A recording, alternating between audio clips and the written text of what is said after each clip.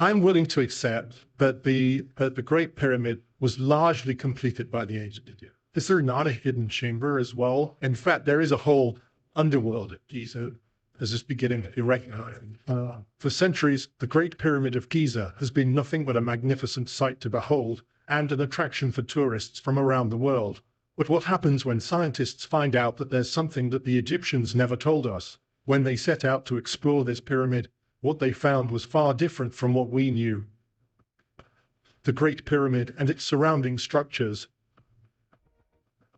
The Great Pyramid of Giza is the largest and, of course, the most popular of all the Egyptian pyramids. Many people believe that its construction started around 2600 BC and lasted for another 26 years. And with this sort of result, it was worth it. Thanks to the amazing Egyptian engineering and craftsmanship, the Great Pyramid is not only the largest of its kind, but also the oldest of the seven wonders of the ancient world. At first glance, the Great Pyramid of Giza looks like it has four sides, just like any other pyramid, but it doesn't. It actually has 8 sides. This feature makes it the only Egyptian pyramid with 8 sides, and it's not even something that you can see easily. The 8 sides are created by a slight inward bend down the middle of each of the 4 main sides to form a very subtle angle. One would need to view the pyramid from above, either at dawn or sunset during the spring and autumn equinoxes. At those times, the sun's position casts shadows that reveal all 8 sides. And honestly, it's quite surprising how people didn't even realize it was there for centuries. As a matter of fact, the Great Pyramid is the most famous, but not the only monument in the entire Giza pyramid complex.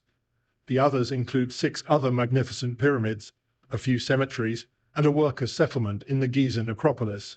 Pharaoh Khufu's son, Khafre, actually built the second pyramid at Giza around 2520 BC, and his burial complex, or necropolis, is remarkable because it includes the Great Sphinx, another one of Egypt's most mysterious monuments. The Sphinx is a huge limestone statue with the body of a lion and the head of a pharaoh. It does sound strange, but it's believed to represent strength and wisdom. For thousands of years, the Sphinx was almost completely buried under the desert sands, and only its head was visible.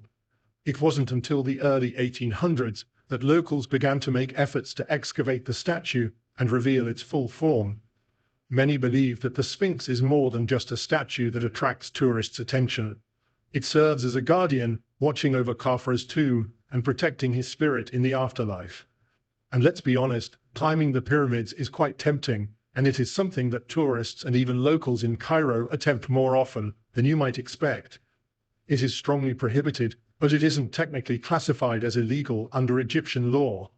Because of this, most climbers are simply arrested or detained for a short time and then released without facing formal charges.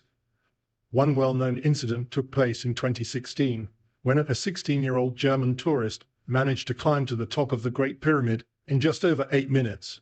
More recently, a local climber went a step further, not only climbing the pyramid, but throwing rocks at authorities who tried to stop him. He even caused damage to the wooden mast at the very top, which is used to measure the pyramid's height. Another fact about the pyramids of Giza that has shocked tourists for years is where they're located.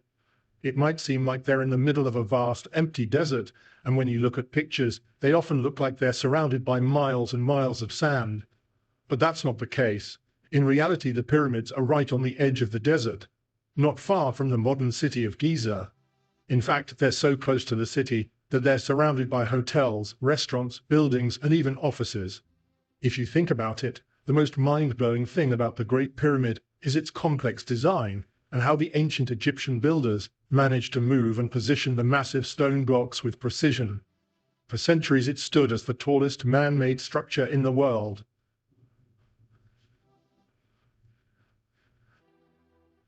History, the Great Pyramid of Giza has been directly linked to Pharaoh Khufu, especially because the writings of authors from classical antiquity say so. One of the most notable of these ancient authors were Herodotus, often referred to as the father of history, and Diodorus Siculus, a Greek historian. Their accounts served as some of the earliest and most influential sources connecting Khufu to the construction of the Great Pyramid. Herodotus, who wrote in the 5th century BC, recorded stories from Egyptian priests that contained raw pieces of information from Khufu's reign and his involvement with the pyramid. In a similar manner, Diodorus Siculus, who wrote several centuries later, backed up these claims in his historical works. However, during the Middle Ages, many other theories began to emerge, mentioning the involvement of different figures other than Pharaoh Khufu with the construction of the Great Pyramid. And most of these claims came from religious, mythical, or cultural beliefs, rather than historical evidence. For example, some speculated that Joseph from the book of Genesis in the Bible, who was known for his role in ancient Egypt during a time of famine, might have been responsible for the pyramid's construction. Others suggested Nimrod, a mighty figure from the Bible associated with the Tower of Babel, as the builder. Another theory linked the pyramid to a legendary king called Saurid ibn Salhuk. This man is a figure from Islamic tradition who was said to have built the pyramid as a means of preserving knowledge before a great flood. Another theory that was popularized by Herodotus is the belief that the Great Pyramids of Giza were constructed by slaves. Going by his account, large numbers of slaves were forced to work under harsh conditions to build these monumental structures. However, that may not be very true. More recent studies and archaeological evidence have debunked this notion that people have held for quite some time. These studies show that the construction of the pyramids was actually carried out by skilled artisans and laborers who were employed and duly paid for their work. They were also provided with adequate food to make sure that they were strong and healthy enough for the physically demanding construction process. In fact, they worked in shifts, and sometimes temporary labor forces joined the core teams during the most crucial phases of construction. The laborers were respected so much that when they passed away during the construction of the pyramids, they were buried near the tombs of the pharaohs themselves. Their graves often contained jars of food and other items, just as a symbol of honor and recognition for their contributions to building something for Pharaoh's cause. In the same manner, Herodotus also claimed that around 100,000 men were involved in the construction. This idea has been repeated for so many centuries that people began to believe that it was true. However, modern research tells a different story. Evidence now suggests that the workforce was much smaller, probably around 10,000 people. This group included not just skilled craftsmen who carved and positioned the massive stones, but also laborers, cooks, cleaners, and other support workers who helped keep the entire operation running smoothly. When you think about the size of the Great Pyramid of Giza, for this small number of workers, it must have been the project of a lifetime. The pyramid is made up of about 2.3 million blocks of stone, with some weighing several tons each.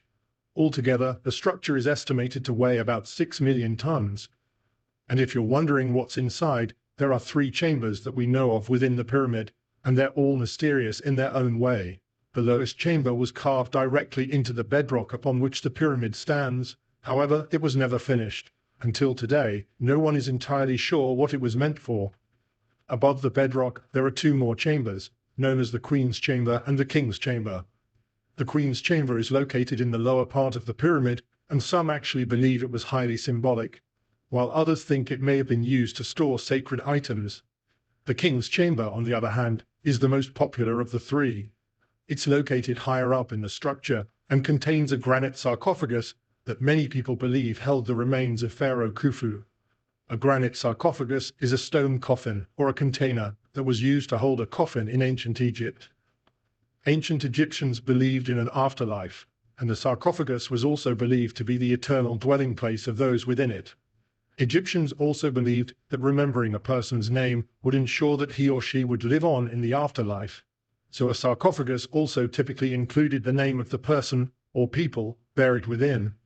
Of all the things that the Great Pyramid was used for, it mostly served as the burial place of Egyptian kings and notable people. The Egyptians strongly believed that life continued after death, and that the pharaohs, being divine beings, would continue their journey in the afterlife. And to prepare for this journey, of course, they needed a suitable burial place, one that reflected their status and ensured their safe passage. These tombs weren't just places to rest. They were designed to house everything the pharaoh might need in the afterlife. Food, precious possessions, clothing, and even treasures were carefully stored inside, because they believed that these items would accompany the pharaoh into the next world. However, storing up treasures in such a manner and place could only mean one thing: looters. Looting was a common problem throughout the history of ancient Egypt. but it reached its peak during the First and Second Intermediate periods, which came after the fall of the Old and Middle Kingdoms, respectively. During these times, the political instability and lack of central authority made it quite easy for plundering to flourish. Nobles, who were among the wealthiest members of society, often buried their valuable possessions with their deceased loved ones in these pyramid tombs. Meanwhile, many common people, who lived in poverty and struggled to provide enough food for their families, saw these tombs as an opportunity to get money. Many of these looters had inside information, often because they were connected to the people who built the tombs or had paid off someone involved in the construction. The tomb robbers themselves were either stonecutters and craftsmen who knew exactly how to exploit the tomb's construction. Some of them were even skilled enough to leave small gaps in the tomb's walls so they could return and penetrate. Others simply had the knowledge to identify which bedrock was soft enough to crawl through in search of treasure. And then there were those who used their connections and influence to bribe or evade the guards assigned to protect the sacred monuments. Meanwhile, they kept forgetting that these tombs were a meeting point for their kings to transit into a new life. Who knows? Anything could have happened while they were there. The journey to the afterlife was not something that could happen without careful preparation, and even the Egyptians performed a number of rituals and ceremonies to ensure that the transition from the living world to the afterlife would be smooth and successful. These rituals were highly spiritual and included practices like mummification, where the body would be carefully preserved to maintain its integrity for this journey. Now let's talk about the conduciveness of the pyramids. A lot of people wonder how it's possible to breathe or survive in such a huge and enclosed structure. This might sound unbelievable, but despite the scorching heat of the desert during the day, reports say that the inside of the pyramid stays at a constant 20 degrees. But this is just the beginning of all the wonders of the Great Pyramid.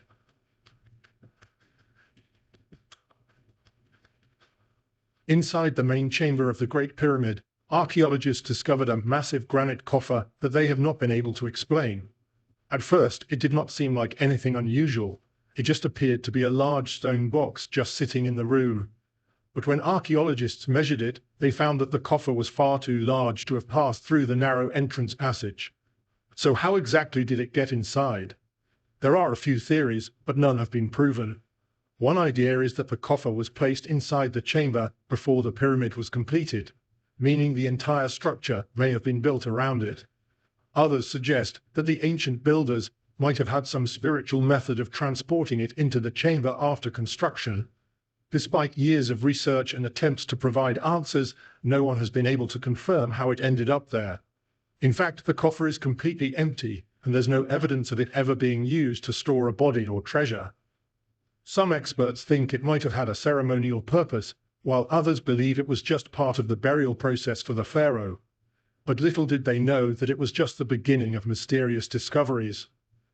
In 1837, when experts were exploring the same pyramid, they found something very surprising. 4 more mysterious chambers were found situated above the king's chamber.